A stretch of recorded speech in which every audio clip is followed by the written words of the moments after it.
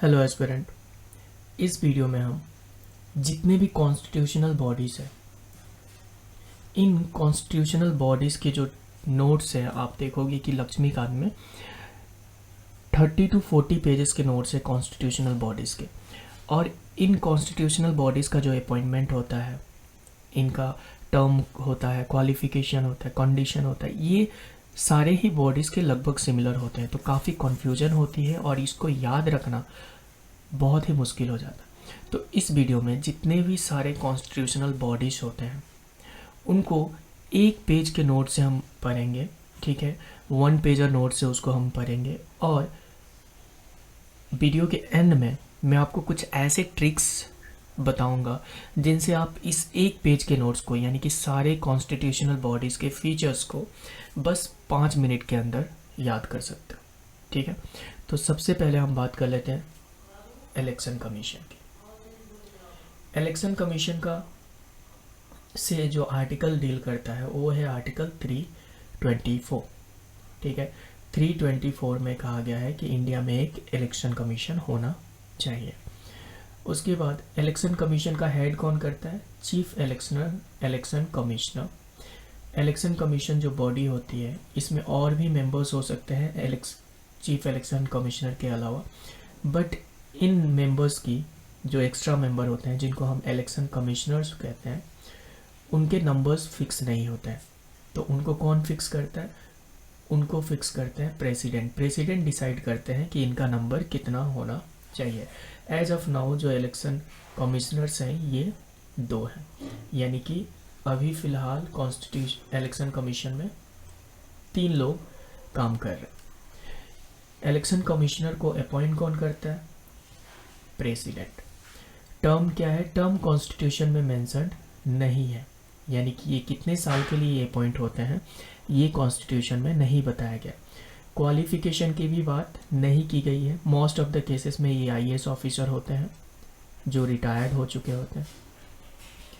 उसके बाद कंडीशन, यानी कि इनके सर्विस में जब ये काम कर रहे होंगे, जब ये जॉब पे होंगे, तो उनका कंडीशन, सर्विस का कंडीशन कौन डिसाइड करेगा? ये कंडीशन डिसाइड करेंगे प्रेसिडेंट। और इन कंडीशन को आप वेराई नहीं कर सकते, यानी कि आप चेंज नहीं कर सकते। कब चेंज नहीं कर सकते? मानिए कि एक इलेक्शन कमिश्नर आपने अपॉइंट कर दिया, अब ये जब तक रिटायर नहीं होते, इनके बीच में इनके सर्विस कंडीशन को आप चेंज नहीं कर सकते, ठीक है। उसके बाद रिजाइन किसको करेंगे? ये प्रेसिडेंट को। ये रिमूवल का प्रोसेस क्या है? जो चीफ इलेक्शन कमिश्नर है, इनको जैसे सुप्रीम कोर्ट के जज रिमूव होते हैं, ठीक है, सेम उसी तरह से इनको भी रिमूव किया जा सकता है। और रिमूव करेगा कौन? President, right. उसके बाद जो बाकी इलेक्शन कमिश्नर होते हैं, चीफ इलेक्शन कमिश्नर को छोड़ के, उनको अगर रिमूव करना है तो चीफ इलेक्शन कमिश्नर अगर रिकमेंड करते हैं, ठीक है, तो इनको रिमूव किया जा सकता है। तो आप देख सकते हो यहाँ पे कि चीफ इलेक्शन कमीशन के जो रिमूवल का प्रोसेस है वो अलग है, और इलेक्शन कमिश्नर्स के जो रिमूवल का प्रोसेस है वो अलग है। फ्यूचर एम्प्लॉयमेंट, यानी कि एक बार रिटायर होने के बाद फिर से इन्हें गवर्नमेंट में काम करने का मौका दिया जा सकता है या नहीं दिया जा सकता, तो इनको दिया जा सकता है, ठीक है। एक्सपेंसेस के बारे में बात नहीं हुई है, यानी कि कंसोलिडेटेड फंड ऑफ इंडिया से चार्ज एक्सपेंडिचर इनका नहीं है। मिनिस्ट्री के बारे में बात नहीं हो रही, कोई मिनिस्ट्री से लिंक नहीं है ये। फिर उसके बाद यहाँ पे लास्ट लाइन है नोट्स की, तो कोई स्पेसिफिक नोट्स भी नहीं है हमारे पास। तो हमने पहली बॉडी जो थी कॉन्स्टिट्यूशनल बॉडी वो कर ली है। आपको यहाँ ध्यान देना है कि इनका टर्म कॉन्स्टिट्यूशन में मेंशन्ड नहीं है, क्वालिफिकेशन भी मेंशन्ड नहीं है, ठीक है। फिर इनको फ्यूचर एम्प्लॉयमेंट में अलाउ किया जाता है। डन। इसके बाद हम देखेंगे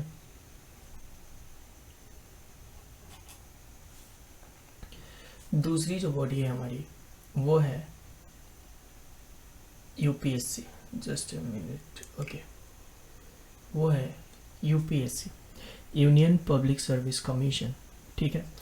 तो जो कॉन्स्टिट्यूशनल आर्टिकल्स 315 से लेके 323 तक है, वो किससे डील करते हैं? यूपीएससी से। आप यहाँ ध्यान दीजिए कि 315 से लेके 323 तक जो आर्टिकल्स हैं वो यूपीएससी से भी डील करते हैं। सेम आर्टिकल्स स्टेट पीएससी से भी डील करते हैं। और 323 के बाद जो 24 आता है वो किससे डील करता है? इलेक्शन कमीशन से डील करता है। ठीक है, इसमें यूपीएससी में चेयरपर्सन्स होते हैं। ठीक है, चेयरपर्सन होते हैं एक, और उसके बाद जो नंबर होता है, जैसे इलेक्शन कमीशन का फिक्स नहीं था कि बाकी मेंबर्स कितने होते हैं, इसका भी फिक्स नहीं होता है। और ये फिक्स कौन करता है? ये फिक्स करते हैं प्रेसिडेंट। यूजुअली आप देखोगे 9 से 11 मेंबर इसमें होते हैं, बट ये भी फिक्स कौन करता है? President. Just like election commission fix कौन करता है? प्रेसिडेंट। और यही अगर स्टेट लेवल पे बात करें तो स्टेट लेवल पे ये फिक्सिंग पावर किसके पास है? नॉट स्टेट लेवल पे, I mean state public service commission पे ये पावर किसके पास है? गवर्नर के पास। ठीक है, यानी कि सेंटर पे जो पावर प्रेसिडेंट के पास है वही अगर स्टेट स्पेसिफिक बॉडी है तो किसके पास रहेगा? गवर्नर के पास। ठीक है, फिर अपॉइंट कौन करता है? अपॉइंटमेंट कौन करता है? अपॉइंट कौन करता है? इनको अपॉइंट करते हैं प्रेसिडेंट। और स्टेट पीएससीज के मेंबर्स और हेड को कौन अपॉइंट करता है? गवर्नर।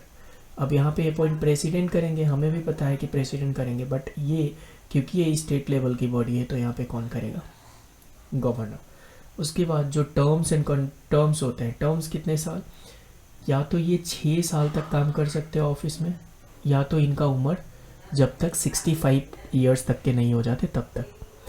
स्टेट पीएससी में यही डिफरेंस है कि 6 साल तो सेम है, बट जो हाईएस्ट एज है जब तक वो काम कर सकते हैं वो रिड्यूस करके 62 किया गया। ठीक है, उसके बाद अगला फिर फीचर सेम है कि 10 साल तक इन्होंने या तो सेंट्रल गवर्नमेंट में, क्वालिफिकेशन है ये कि यूपीएससी का अगर आपको मेंबर बनना है या फिर स्टेट पीएससी का मेंबर बनना है तो आपकी क्वालिफिकेशन क्या होनी चाहिए? तो क्वालिफिकेशन है कि आप कम से कम 10 साल, है ना, 10 साल तक आपने कहाँ काम किया हो? या तो सेंट्रल गवर्नमेंट के अंदर काम किया हो या तो स्टेट गवर्नमेंट के अंदर काम किया हो। ये सेम है किसके लिए? यूपीएससी के लिए भी और स्टेट पीएससी के लिए भी। इनके जो सर्विस कंडीशंस होंगे वो कौन डिसाइड करेगा? सर्विस कंडीशन डिसाइड करेंगे प्रेसिडेंट। यहाँ पे अगर स्टेट पीएससी की बात करें तो कौन डिसाइड करेगा? गवर्नर। हमें पता है कि जो काम सेंट्रल लेवल के बॉडी के लिए प्रेसिडेंट करेंगे वो काम स्टेट लेवल की बॉडी के लिए कौन करेगा? गवर्नर। ठीक है, और इसको भी हम वेरीफाई नहीं कर सकते, यानी कि एक बार वो अपॉइंट हो गए उनके बाद उनका सैलरी वगैरह हम कम नहीं कर सकते। ठीक है, उसके बाद अगर रिज़ाइन करेंगे वो, तो रिज़ाइन करेंगे तो किसको सबमिट करेंगे? अगर यूपीएससी के मेंबर हैं तो वो रिज़ाइन किसे करेंगे? प्रेसिडेंट को। अगर वो स्टेट पीएससी के मेंबर है तो वो किसको रिज़ाइन करेंगे? गवर्नर को। ठीक है, यहाँ से रिमूवल का प्रोसेस क्या होगा? तो रिमूव कौन कर सकता है? रिमूव कर सकते हैं प्रेसिडेंट, यूपीपीएससी के मेंबर को भी और स्टेट पीएससी के मेंबर को। तो मैंने आपको बताया था कि अगर स्टेट सेंट्रल लेवल की ऑर्गेनाइजेशन है तो उसके सारे काम कौन करता है? प्रेसिडेंट।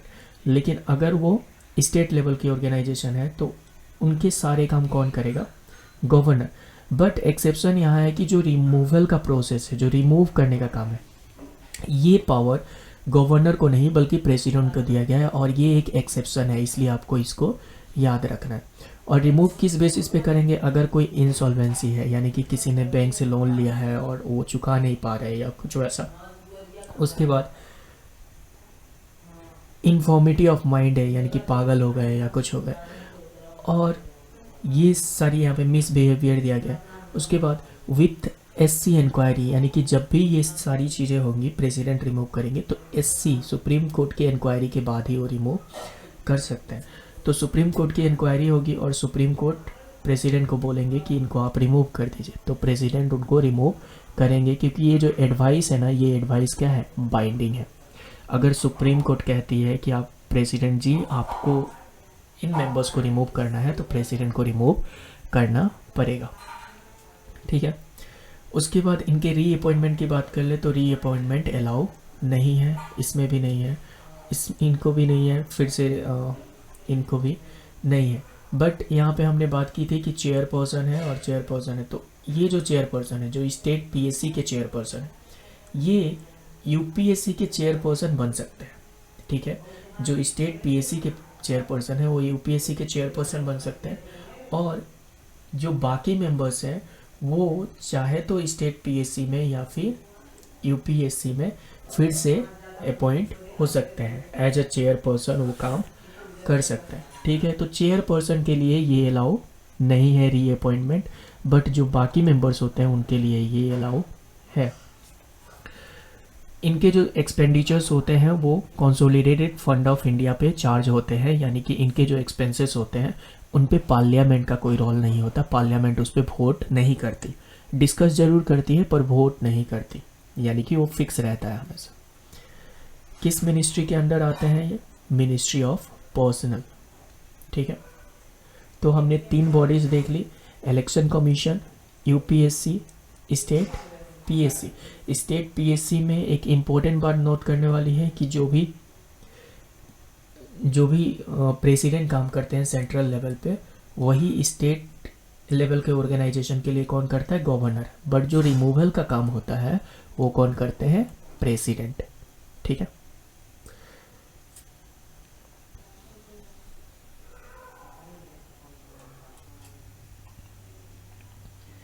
अगली बॉडी है हमारी फाइनेंस कमीशन। फाइनेंस कमीशन के बारे में आर्टिकल 280 में बात की गई है। फाइनेंस कमीशन में कितने मेंबर होते हैं? 5 मेंबर। ऊपर आप रिवाइज करते चले कि यहाँ पे मेंबर्स का नंबर फिक्स नहीं था, यहाँ भी मेंबर्स का नंबर फिक्स नहीं था, यहाँ भी मेंबर्स का नंबर फिक्स नहीं था। ऊपर दोनों में प्रेसिडेंट डिसाइड कर रहे थे, और थर्ड वाले में यानी कि स्टेट पब्लिक सर्विस कमीशन में कौन डिसाइड कर रहा था? गवर्नर डिसाइड कर रहे थे कि मेंबर कितने होंगे।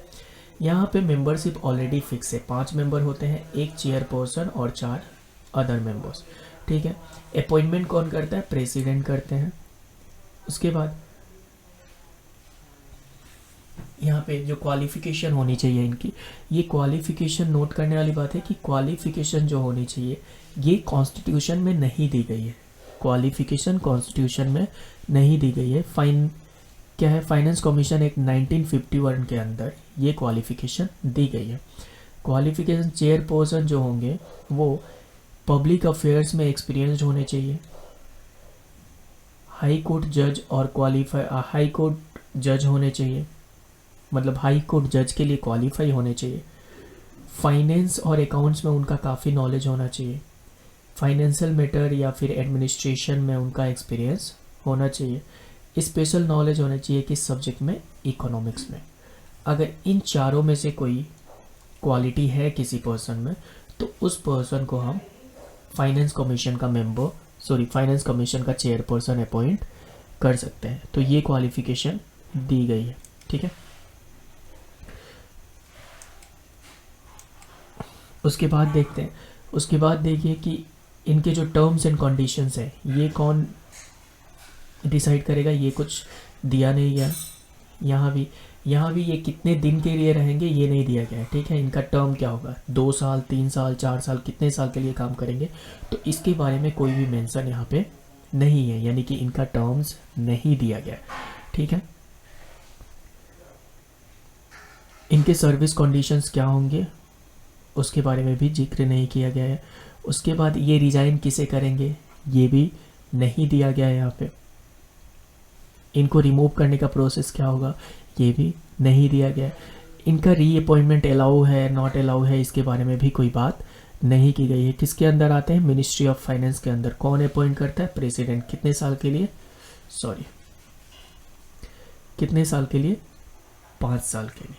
ठीक है, 5 साल के लिए, नॉट 5 साल के लिए, हर 5 साल बाद इनको अपॉइंट किया जाता है ताकि ये अपना काम कर सके। फाइनेंस कमीशन का काम क्या होता है?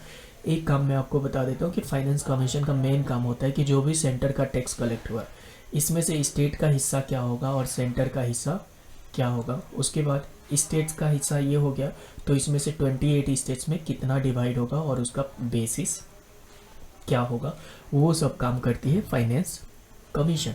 ठीक है, तो फाइनेंस कमीशन के बारे में ये सब दिया है।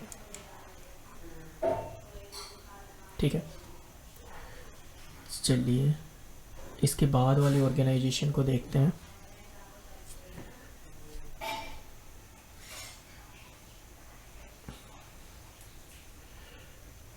इसके बाद जो अगली ऑर्गेनाइजेशन है सॉरी, वो है keg. Keg controller and auditor general of India. ठीक है, इनसे जो आर्टिकल डील करता है कॉन्स्टिट्यूशन का आर्टिकल, वो है आर्टिकल 148। तो जो भी बातें केग के बारे में कॉन्स्टिट्यूशन में बताई गई है वो किस में बताई गई है? आर्टिकल 148 में। एक ही इंसान होता है, इसलिए चेयरपर्सन और मेंबर्स का कोई सवाल ही पैदा नहीं होता। केग एक ही पर्सन होता है। ठीक है, अपॉइंट कौन करता है? अपॉइंट करते हैं प्रेसिडेंट। इनका जो टर्म होता है, यानी कि कितने साल के लिए काम करेंगे, वो होता है 6 साल एंड 65 ईयर्स तक ये काम कर सकते हैं। बट ध्यान दीजिएगा कि ऊपर हमने पढ़ा था यूपीएससी के बारे में, इसका भी 6 इयर्स और 65 ईयर्स था। स्टेट का 6 इयर्स और 62 था, क्योंकि स्टेट लेवल पे 62 हो जाता है। बट ये जो चीज़ें थी ये कॉन्स्टिट्यूशन में बताई गई थी। ठीक है, बट यहाँ जो केग के बारे में हम बात करें, ये कॉन्स्टिट्यूशन में नहीं बल्कि केग एक्ट के अंदर बताई गई है। ठीक है, तो अगर बोला जाए कि केग के बारे में कॉन्स्टिट्यूशन में उनके टर्म्स वगैरह के बारे में बताया गया है, तो वो स्टेटमेंट गलत हो जाएगा। ठीक है, इनका क्वालिफिकेशन फिर से नहीं बताया गया है। इनके जो सर्विस कंडीशंस होते हैं, ये कौन डिसाइड करती है? पार्लियामेंट। और आप पूरे इसमें देख लीजिए, सर्विस कंडीशन में हर जगह कौन डिसाइड करेगा? या तो प्रेसिडेंट या स्टेट लेवल के ऑर्गेनाइजेशन के लिए गवर्नर। बट पार्लियामेंट सिर्फ केग के मामले में उनके सर्विस कंडीशंस को डिसाइड करती है। ठीक है, और उनकी सैलरी वगैरह कितनी होती है? इक्वल टू सुप्रीम कोर्ट जज, यानी कि एक केग की सैलरी उतनी होती है जितनी एक सुप्रीम कोर्ट के जज की सैलरी होती है। और इनके जो भी सर्विस कंडीशंस होते हैं वो कौन डिसाइड करते हैं? वो डिसाइड करता है पार्लियामेंट। और केग एकमात्र ऑर्गेनाइजेशन है जिसका सर्विस कंडीशन, मतलब एकमात्र कॉन्स्टिट्यूशनल ऑर्गेनाइजेशन है जिसका सर्विस कंडीशन पार्लियामेंट डिसाइड करती है। बाकी सारे ही ऑर्गेनाइजेशंस का कौन डिसाइड करता है? प्रेसिडेंट या फिर गवर्नर। अगर नेशनल लेवल पे है तो प्रेसिडेंट, अगर स्टेट लेवल की ऑर्गेनाइजेशन है तो गवर्नर। रिजाइन किसे कर सकते हैं? रिजाइन प्रेसिडेंट को ही करना पड़ेगा। उसके बाद इनकी ये क्या है, रिमूवल का प्रोसेस क्या होगा? रिमूवल का प्रोसेस इनका भी सुप्रीम कोर्ट के जज के जैसा ही होगा।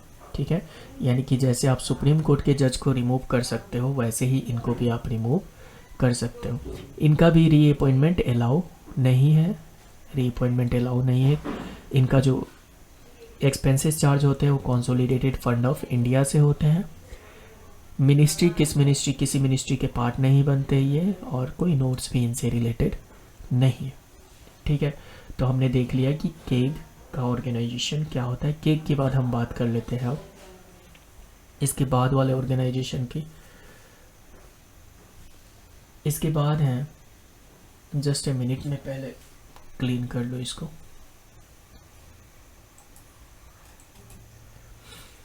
अब हम बात कर लेते हैं अटॉर्नी जनरल ऑफ इंडिया और अटॉर्नी जनरल ऑफ स्टेट। तो अटॉर्नी जनरल ऑफ इंडिया से जो आर्टिकल डील करती है वो है आर्टिकल 76, और अटॉर्नी जनरल ऑफ स्टेट से जो आर्टिकल डील करती है वो है 165। तो अटॉर्नी जनरल भी एक ही इंसान होते हैं, इस वजह से इनका भी कोई चेयरपर्सन और मेंबर वाली बात बचती नहीं है। इनको अपॉइंट कौन करेंगे? नेशनल लेवल पे प्रेसिडेंट और स्टेट वाले को गवर्नर। ये सुप्रीम कोर्ट के जज के लायक होने चाहिए, यानी कि इनका क्वालिफिकेशन जितना एक सुप्रीम कोर्ट के जज का होता है उतना ही होना चाहिए। और जो स्टेट वाले होते हैं उनके हाई कोर्ट के जज का क्वालिफिकेशन उनके पास होना चाहिए। अब ऐसा क्यों होना चाहिए? क्योंकि ये जो होते हैं ना, ये गवर्नमेंट के लीगल एडवाइज़र होते हैं, हाईएस्ट लीगल अथॉरिटी बोल सकते हैं हम इनको गवर्नमेंट के लिए। गवर्नमेंट के लॉयर होते हैं एक्चुअली में ये, तो इनको काफ़ी एक्सपीरियंस होना चाहिए, है ना। तो जितना सुप्रीम कोर्ट के जज का क्वालिफिकेशन होता है उतना इनका भी होना चाहिए। वैसे ही गवर्नर के लेवल पे, अगर स्टेट लेवल की बात करें तो कितना होना चाहिए, हाई कोर्ट के जज के लेवल की होनी चाहिए। यानी कि एक आदमी जो हाई कोर्ट के जज के लिए क्वालिफाई है वो एडवोकेट जनरल ऑफ स्टेट बन सकता है ना। उसके बाद प्रेसिडेंट क्या है ये, इनका सर्विस कंडीशन कौन डिसाइड करेगा, प्रेसिडेंट। स्टेट लेवल पे कौन करेगा, गवर्नर। देन ये अपना रेजिग्नेशन किसको दे सकते हैं, प्रेसिडेंट को। और जो एडवोकेट जनरल ऑफ स्टेट होगा वो किसको दे सकते हैं, गवर्नर को। इनका जो ऑफिस है, ठीक है, इनका जो ऑफिस है वो प्लेजर ऑफ प्रेसिडेंट, यानी कि जब तक प्रेसिडेंट चाहेंगे तब तक ही वो ऑफिस में रह सकते हैं, उसके अलावा वो ऑफिस में नहीं रह सकते। यानी कि प्रेसिडेंट जब चाहेंगे तो ऑफिस में रहेंगे, प्रेसिडेंट नहीं चाहेंगे तो ऑफिस में नहीं रहेंगे। और नीचे वाले का क्या है, प्लेजर ऑफ द गवर्नर, यानी कि जब तक गवर्नर चाहेंगे तब तक वो ऑफिस में रहेंगे, और जब गवर्नर नहीं चाहेंगे तो ऑफिस में नहीं रहेंगे।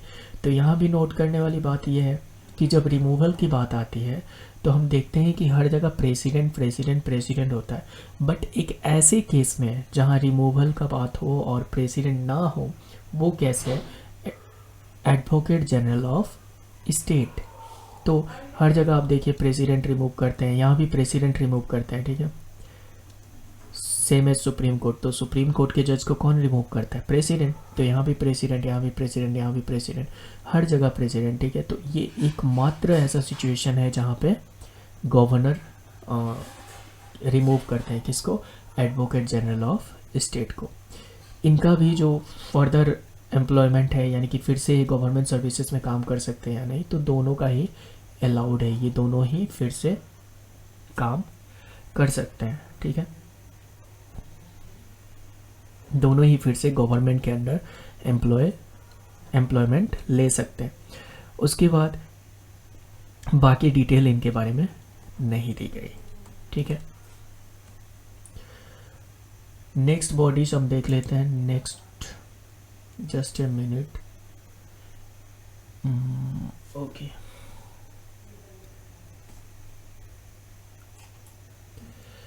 अगली जो बॉडी है वो है special officer for linguistic minorities. तो ये जो बॉडी है special officer for linguistic minorities, ये ओरिजिनली कॉन्स्टिट्यूशन में नहीं थी, तो इसको आर्टिकल 350 में रखा गया है। ये बॉडी, इस बॉडी के बारे में आर्टिकल 350 में बात किया जाता है। और ये 7th अमेंडमेंट जो कि 1956 में हुआ था, इस अमेंडमेंट के थ्रू इस बॉडी को ऐड किया गया था, ठीक है। यहाँ भी स्पेशल ऑफिसर है, यानी कि एक ही ऑफिसर होगा, तो चेयरपर्सन वगैरह का कोई बात नहीं है, यहाँ पे प्रेसिडेंट ही अपॉइंट करते हैं यहाँ भी। और बाकी कोई इम्पोर्टेंट जानकारी इसके बारे में नहीं दी गई है। ये याद रखिएगा कि ये मिनिस्ट्री ऑफ माइनॉरिटी अफेयर्स के अंदर आते हैं। ये बहुत इंपॉर्टेंट है कि आपको याद रहे कि मिनिस्ट्री ऑफ माइनॉरिटी अफेयर्स के अंदर ये बॉडी आती है। इसके बाद जो तीनों बॉडीज़ हैं उनको आप एक साथ देख सकते हैं, नेशनल कमीशन फॉर एससीज, नेशनल कमीशन फॉर एसटीज और national commission for backward classes, ठीक है। तो national commission for ST 338 article में डील करती है। एसटी के लिए ये जो कमीशन है नेशनल कमीशन, वो 338A में है, और बैकवर्ड क्लासेस के लिए 338B में है।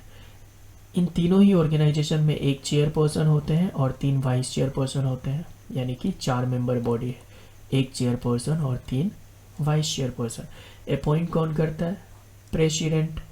उसके बाद टर्म्स कौन डिसाइड करता है, प्रेसिडेंट। इनका टर्म्स भी फिक्स नहीं है, यानी कि कितने सालों के लिए ये ऑफिस में रहेंगे ये टर्म फिक्स नहीं है। तो ये कौन डिसाइड करता है, ये डिसाइड करते हैं प्रेसिडेंट, ठीक है।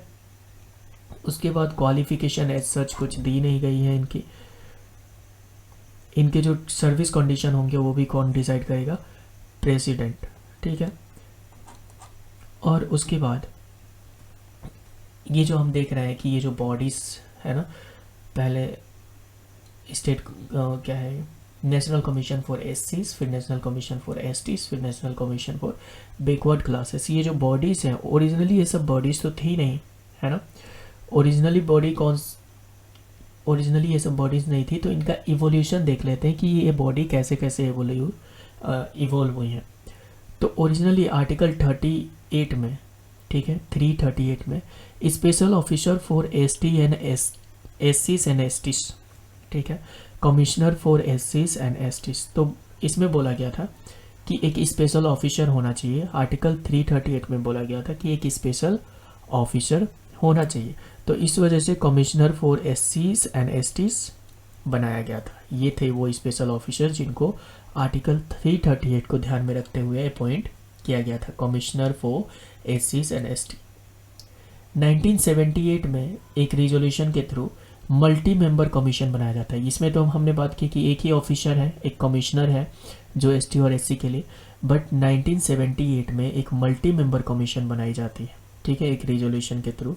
किसके लिए? एसटीज और एससीज के लिए। एंड 1987 में national commission on for STs and एससीज, यानी कि 1987 में नेशनल कमीशन फॉर एसटीज, एससीज एंड एसटीज दोनों को साथ में बनाया जाता है, ठीक है, with 89th amendment, sorry not 89, 65th amendment. तो 65th अमेंडमेंट के थ्रू 1990s में ये बनाया जाता है नेशनल कमीशन फॉर एसटी और एससीज। बट ये दोनों देखिए कि दोनों एससी के लिए भी और एसटी के लिए भी दोनों ही एक ही साथ है, और इन्हीं को, ठीक है, इन्हीं को 2003 में 89 अमेंडमेंट से अलग कर दिया जाता है। तो दो कमीशन बनती है, एक बनता है नेशनल कमीशन फॉर एससी और दूसरा बनता है नेशनल कमीशन फॉर एसटीज। तो इसके बारे में बताया गया, ठीक है। उसके बाद जो ये कमीशन फॉर बैकवर्ड क्लास है, ठीक है, इसकी तो बात इसमें हुई नहीं। तो ये कहाँ से बनी? तो 1993 में, ठीक है, 1992 में एक जजमेंट आती है, ठीक है, जिसको इंदिरा स्वामी जजमेंट कहते हैं। उसमें सुप्रीम कोर्ट ने कहा था कि बैकवर्ड क्लासेस के लिए एक परमानेंट कमीशन होनी चाहिए, परमानेंट कमीशन। तो उनके लिए, बैकवर्ड क्लासेस के लिए एक परमानेंट कमीशन बनाई जाती है यहाँ पे, ठीक है, जो कानून के थ्रू बनाई जाती है, कॉन्स्टिट्यूशनली नहीं बनाई जाती है। वो एक लीगल कमीशन होती है जो पार्लियामेंट बनाती है, ठीक है, सुप्रीम कोर्ट के गाइडलाइंस के बेसिस पे। बट उसको 2018 में 102 अमेंडमेंट से उसको क्या बोल दिया जाता है कि ये जो कमीशन आपने बनाई है, किसके लिए? बैकवर्ड क्लास के लिए, national commission for backward class, इसको हम दे रहे हैं कॉन्स्टिट्यूशनल स्टेटस। तो उसके बाद से ये भी कॉन्स्टिट्यूशनल बॉडी बन गई है, ठीक है। और ये किसके अंदर आती है? Ministry of social justice. Ministry of social justice में दो बैकवर्ड क्लासेस वाला और फिर एससीज वाला कमीशन आता है। और ये जो एसटी वाला है ये मिनिस्ट्री ऑफ ट्राइबल, और माइनॉरिटी वाला माइनॉरिटी अफेयर्स। तो ये मिनिस्ट्रीज आपको पता होनी चाहिए। अब देखिए, हमने सारे के सारे जितने भी कॉन्स्टिट्यूशनल बॉडीज थे उनको कर दिया है कंप्लीट। अब हम देखेंगे ऐसे ट्रिक्स जिनसे हम बहुत ही आसानी से इस टेबल को याद कर सकें, ठीक है। तो अब देखते हैं कि क्या जो पैटर्न है इस पूरे टेबल में, वो क्या पैटर्न है। कुछ पैटर्न हम आइडेंटिफाई करेंगे जिसके मदद से हम बड़े ही आसानी से इसको याद कर लेंगे, ठीक है। तो जब नंबर फिक्स की बात आती है कि नंबर कितने होंगे, ये सब तो आपको पढ़ना पड़ेगा, ठीक है, और आप रिलेट करके पढ़ लीजिएगा तो याद हो जाएगा, ठीक है। Just a minute, okay. हम बात करते हैं कि अपॉइंटमेंट देखिए, जो नेशनल लेवल की बॉडी होती है, ठीक है, कॉन्स्टिट्यूशनल बॉडीज, उनका अपॉइंटमेंट हमेशा ही प्रेसिडेंट करेंगे, हमेशा। और अगर कोई बॉडी इसमें स्टेट लेवल की है तो उनका अपॉइंटमेंट कौन करेंगे? गवर्नर। यानी कि अपॉइंटमेंट में दो जगह आपको पता होना चाहिए, गवर्नर एक स्टेट पब्लिक सर्विस कमीशन और दूसरा एडवोकेट जनरल ऑफ स्टेट। दूसरी बात, जब टर्म की बात करते हैं तो टर्म कॉन्स्टिट्यूशनल बॉडीज़ का, अगर वो सेंट्रल लेवल पे काम कर रही है तो 665 होता है, अगर दिया गया है तो, ठीक है, अगर दिया गया है तो 665 होता है, और स्टेट लेवल का 662।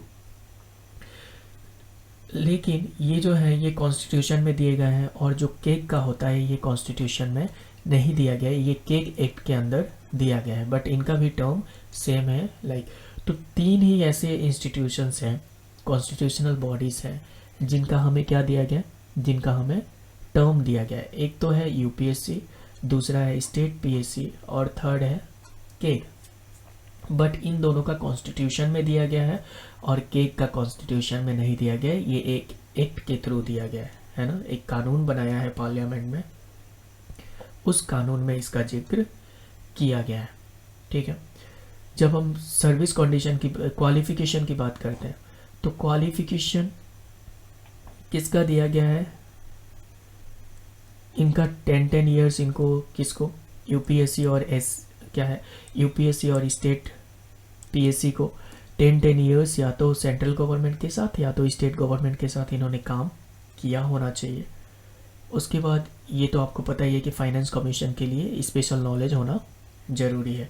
यहाँ से आप याद रख लीजिए, क्योंकि ये बाकी सारे तो समझ आ जाएंगे, अगर फाइनेंस कमीशन है तो इनका इकोनॉमिक्स में नॉलेज, बट हाई कोर्ट का जज, ठीक है, यानी कि हाई कोर्ट के जज जितना क्वालिफिकेशन भी हो तो वो चलेगा। ये पॉइंट याद रखने वाली है ना। फिर उसके बाद अटॉर्नी जनरल का एससी के उतना और हाई कोर्ट के इतना, किसका, अटॉर्नी जनरल ऑफ स्टेट का क्वालिफिकेशन है ना। उसके बाद जब बात करते हैं इनके सर्विस कंडीशन की, तो सर्विस कंडीशन भी हमेशा कौन डिसाइड करता है, प्रेसिडेंट। अगर स्टेट लेवल पे है तो गवर्नर, एक यहाँ पे गवर्नर और एक यहाँ पे गवर्नर, बाकी हर जगह होगा प्रेसिडेंट। बट इसमें भी मैंने आपको एक स्पेशल एक्सेप्शन बताया था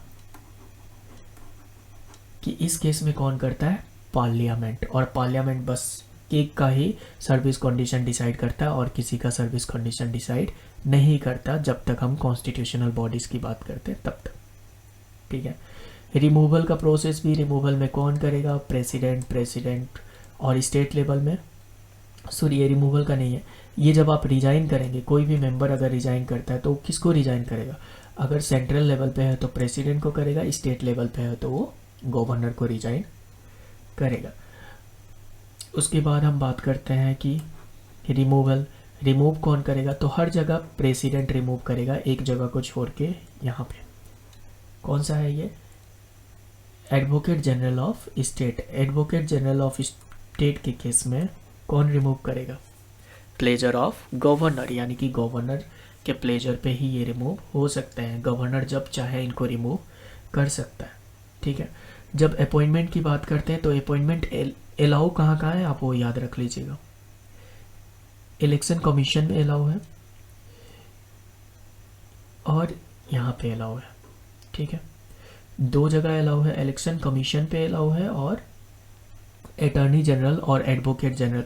अब अटॉर्नी जनरल और एडवोकेट जनरल में अलाउ क्यों है, इलेक्शन कमीशन में वैसे अलाउ नहीं होना चाहिए था, यहाँ पे अलाउ इसलिए है क्योंकि जो अटॉर्नी जनरल और एडवोकेट जनरल होते हैं ये वकील होते हैं, सरकार के वकील। ठीक है, और ये फुल टाइम वकील नहीं होते हैं, फुल टाइम गवर्नमेंट एम्प्लॉय नहीं होते हैं। ठीक है, तो फुल टाइम नहीं होते हैं, इसलिए इनको अपना काम करने का इजाज़त है या फिर से किसी गवर्नमेंट वर्क में एम्प्लॉय होने की इजाज़त है। ठीक है, उसके बाद कंसोलिडेटेड फंड ऑफ इंडिया पे सब जो इनका जो एक्सपेंसेस होता है वो कहाँ चार्ज होता है, कंसोलिडेटेड फंड ऑफ इंडिया पे। किसका नहीं होता है, एक तो इलेक्शन कमीशन का नहीं होता है। ठीक है, जिनका होता है उनका किनका है, यूपीएससी और state PSC and cake. Ministry आपको याद रहनी चाहिए। ठीक है, तो आप यहाँ पे जो एक्सेप्शनल चीज़ें हैं ना, जस्ट ए मिनट,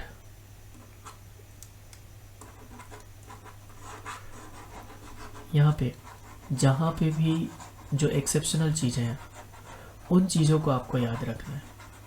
ठीक है, अभी मैं हाईलाइट कर दूंगा एक्सेप्शनल चीज़ें फिर से एक बार आपके लिए, ताकि आपको याद रखने में कोई परेशानी ना हो। तो मेजर पॉइंट जहाँ से सवाल बनते हैं, आपसे ये पूछा जा सकता है कि कौन सी ऐसी ऑर्गेनाइजेशन है जो प्लेजर ऑफ प्रेसिडेंट या फिर प्लेजर ऑफ गवर्नमेंट के, जब तक गवर्नमेंट और प्रेसिडेंट का प्लेजर हो तब तक ही ऑफिस में रहती हैं।